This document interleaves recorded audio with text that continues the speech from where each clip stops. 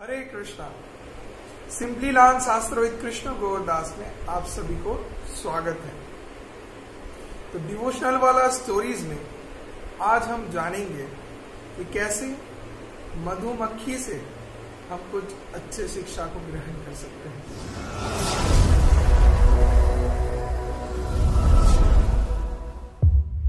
जहां पे मधुमक्खी हर फूलों में जाके थोड़े थोड़े मधु को संग्रह करते हैं और उस मधु को लेके कोसों दूर जाके कहीं पे संचित करके रखते हैं। तो हर जगह से थोड़े थोड़े करके मधु को ग्रहण करते हैं। तो पहला शिक्षा जो बताया गया है साधु व्यक्तिगण भक्त लोगों के लिए कि भक्तों को बहुत ज्यादा प्रयास नहीं करना चाहिए जागतिक विषय को संरक्षण करके रखने का और बहुत ज्यादा कहीं जगह से लेने का। तो साधुओं को उनके अंदर ऐसे भक्तिपूर्ण श्रद्धा भाव रहना चाहिए कि जहाँ पे वो सबसे थोड़ा थोड़ा करके कुछ अपने जीवन को धारण करने के लिए ग्रहण करे, इससे ज्यादा कोई आसक्ति को ना रखे। दूसरा विषय जो बताया गया है सभी के लिए वो है कि जैसे मधुमक्खियां फूलों से सिर्फ मधु को नेक्टर को ग्रहण करती हैं, वैसे ही हम सभी को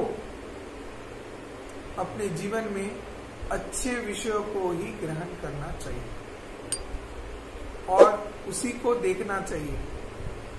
इतने लोग हैं, सबके साथ हम लोग मिल रहे हैं, दिन रात चल रहे हैं, बातचीत कर रहे हैं, लेकिन सिर्फ और सिर्फ अच्छे गुणों को ही दर्शन करेंगे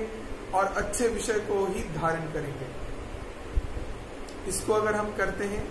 तब हम निश्चित रूप से ही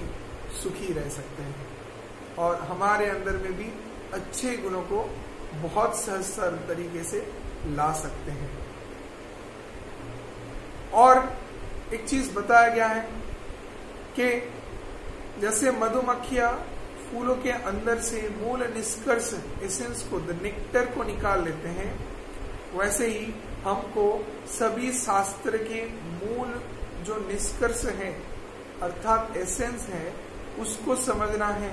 कि वो कृष्ण भक्ति है, उसको आस्वादन करना, ना कि बहुत ज्यादा शास्त्र को पढ़ के उसके पांडित्य को धारण करके खुद को पंडित बोल के प्रतिष्ठा करना। ज्यादातर हम दुर्भाग्यवश इसी चीज को समाज में देख पाते हैं कि लोग बहुत ज्यादा खुद को पंडित बोल के समझाने का प्रयास करते हैं, जहाँ पे वो ऋग्वेद पढ़ लिए, यजुर्वेद पढ़ लिए, उपनिषद आदि पढ़ लिए और इसके ऊपर पांडित्य को प्रदर्शित करते हैं, लेकिन भक्ति के मूल भाव को ही अपने हृदय में प्रकट नहीं कर पाते, जो कि सभी शास्त्रों का मूल निष्कर्ष है। तो हम लोगों को कभी भी इंटेलेक्चुअल डंकी नहीं बनना है, जहां पे बहुत ज्यादा नॉलेज है लेकिन जिस विषयों के बारे में नॉलेज हो कोई काम का नहीं है। इतने डिग्री को लेके रखें लेकिन वो डिग्री अल्टीमेटली कोई काम का नहीं है, जिसका एसेंस ही हम नहीं जानते। अगर उसको हम अपने जीवन में अप्लाई नहीं करें, अगर सत्कर्म को नहीं करें, अच्छे विषयों को अपने जीवन में धारण नहीं करें और उसके पीछे इतने सारे डिग्री को ऑलरेडी प्राप्त कर चुके हैं, इतने शास्त्र को पढ़ चुके हैं, लेकिन भक्ति को ही नहीं मानते, भगवान को ही नहीं मानते, भक्त को ही नहीं मानते, तब कैसा आपका शास्त्र का जो पांडित्य है, जो गर्व है,